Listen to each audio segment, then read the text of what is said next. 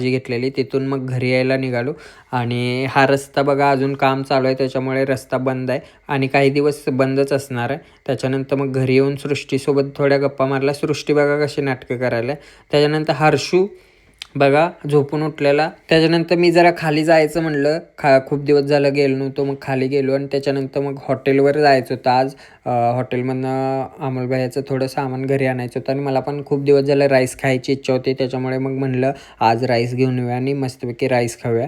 तर ऑपरेशन झाल्यापासून बाहेरच्या गोष्टी मी खूप बंद केलेल्या, आत्ता चालू करतो आहे आणि राईस खूप दिवस झालं खाल्ला पण नव्हता. म्हणलं आज खायची इच्छा झालेली, थंडी पण होती, म्हणलं राईस खाऊया. तर मस्तपैकी राईस खाल्ला आपला मेजवानी चायनीजचा.